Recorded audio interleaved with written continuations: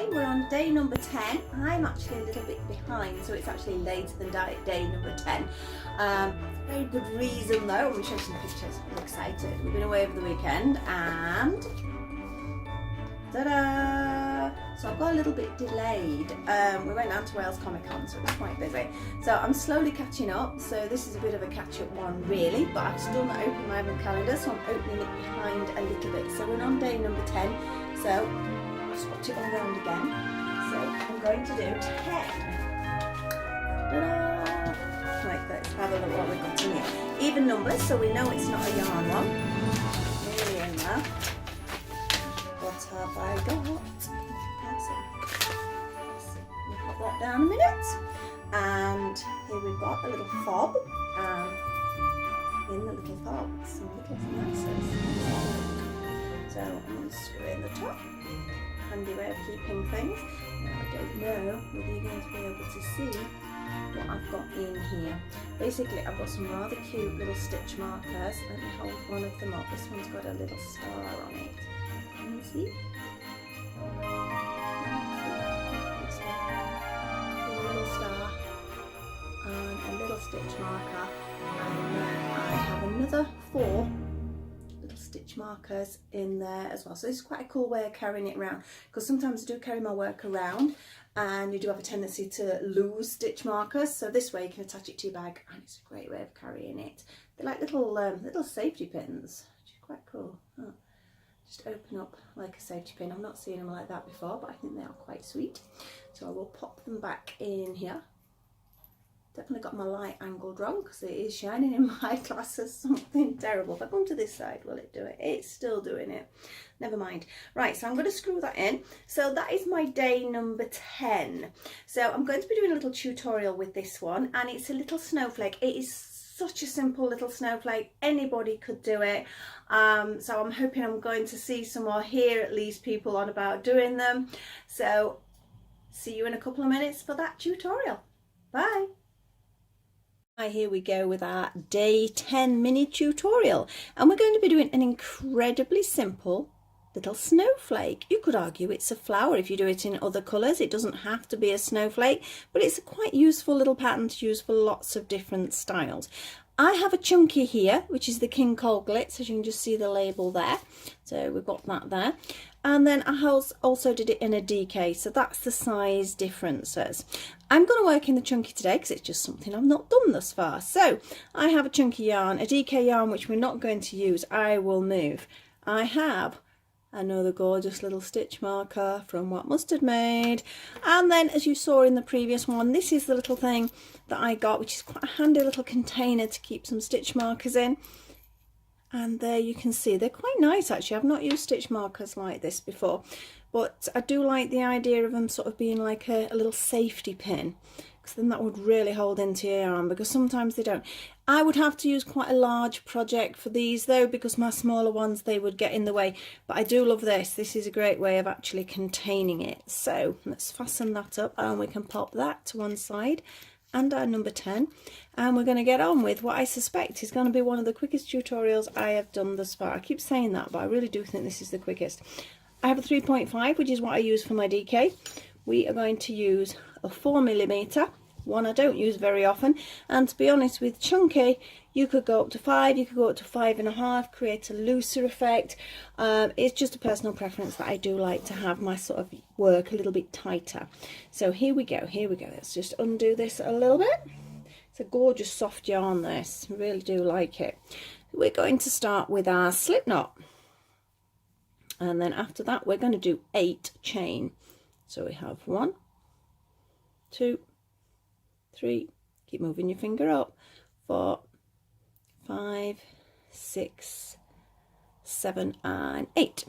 Now we've got a nice flat chain there, and into the first one we're going to do our slip stitch. So hook through, grab the yarn and just pull it straight through the second one as well. We can tighten that little knot up there. Now I'm going to start with 3 chain because you can't go straight into using a treble. So that is our 3 chain there. I'm then going to do 1 more treble next to it, and then I'm going to do 2 chain. Now that is the combination we're going to do all the way around until we have 6. Now the last one's slightly different, so be careful, we don't do the 2 chain after that last one. So this is number 1, so it's 2 trebles, 2 chain. Okay, so then we're going to have 2 trebles, 2 chain. So we have 2 sets.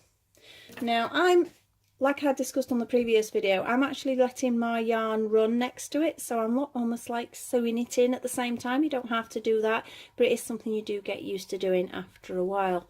So we have 2 trebles, we have 2 chain, so we have 3 now. We have 2 trebles, we have 2 chain, we have number 4. We have 2 trebles, we have 2 chain. So we have 1, 2, 3, 4, 5. So this is my last set of 2 trebles. Now remember, I'm not going to do the 2 chain after. I'll show you why. Because I sort of want to end up in the middle here, not slip stitch over here. If I do 2 chain and slip stitch, I'm over here. And I want to be here. So what I'm going to do is I'm going to do just 1 chain, then into the top of this one I'm going to do a double crochet, which brings me to the center. Can you see it brings me to the center of the hole rather than on the edge of it? We're now going to be doing, I will double check, I can't remember how many chains I popped down now, it's 5 chain. So we have 1, 2, 3, 4 and 5, and then we're going to jump straight to the next space with a double crochet. There we go. We're going to do the same. 1, 2, 3, 4 and 5, double crochet. 1, 2, 3, 4 and 5, double crochet. So we're doing that all the way around so you can see what we're getting. So off we go again. 1, 2, 3, 4 and 5. Keep moving my yarn and double crochet. 1, 2, 3, 4, 5, double crochet. 1, 2, 3, 4 and 5. Well, we're on our last one now, so this one came out of this one, so we need to go back into this. So we're still going to do a double crochet. So can you see, you could leave it at that, you've got a little flower shape there if you needed a flower shape. Now we're going to work into the chain spaces next. So these are the 5 chain spaces, meaning there's 5 chain in each one, and into there we're going to do a slip stitch first because I want to be in it, not at the side of it. And I'm going to do 3 chain for a treble. I'm going to do a treble, and then I'm going to do what we call a 3 chain picot. People do this slightly different, this is just my version of it. So it means I do 3 chain. Now on a pattern it will tell you to go back into that first chain, which is fine, but I like to actually go back into here. Can you see I've dropped a little bit lower, and I just think it makes it a little bit tighter, and then we do just a slip stitch. I will show you that again in a moment. We're going to do a treble, we're going to do 3 chain, and we're going to slip stitch into that base. So that's our first little set done. So we'll do all that again in the next one. Slip stitch into the chain space, 3 chain, counts as our first treble. 1 treble, a 3 chain picot. So we go 1, 2 and 3. Now you can count down and go into that first one. I just personally choose to go a little bit lower to just pick it up. That's entirely up to you, however you're used to doing it. 1 treble, 3 chain, 1, 2 and 3. It makes it look like there's 2 trebles either side, but 2 sets of those are actually chains. And slip stitch into your space, into the next one. Slip stitch, 1, 2, 3 chain, 1 treble, 1, 2, 3, slip stitch back for your picot, 1 treble, 3 chain, 1, 2 and 3, and slip stitch into our chain space. We're already halfway around. That didn't take long at all. Now there's well, hundreds of different snowflake patterns. I just thought this was nice and simple because not everybody wants a big fancy one, and they're not always that easy to do. This can be done, this pattern, in any type of yarn. Got picot now, remember. You could take it down to a very fine yarn and they would be adorable little tiny ones. Or you could take it up to a super chunky even. Remember, it's 3 chain for that last one. And slip stitch into the space. We're almost there. So slip stitch in, 3 chain, 1 treble. Oh, I think I've just knocked the stand. I'll wait for it to keep still, keep still, keep still. 1, 2, 3.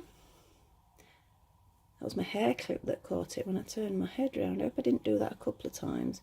And treble. 3 chain, 1, 2 and 3. Just that my yarn's pulling a little bit on one side. And slip stitch into that base. Last one, slip stitch. 1, 2, 3 chain, 1 treble, 3 chain for our picot, and double back, slip stitch into the base of the picot wherever you choose, and then we have a treble, we have a 3 chain, we have a slip stitch into that base, and then just to finish it off I'm going to slip stitch where we started as well, just to sort of fasten it off a little bit. Now where's my scissors? I did mention I've got scissors. You should always have your scissors anyway. Right, here we go. And pull tight. Now if you want to pull that centre a little bit tighter, because I was crocheting round, if you watch now, I can just pull it up like that, so it does tighten it for you.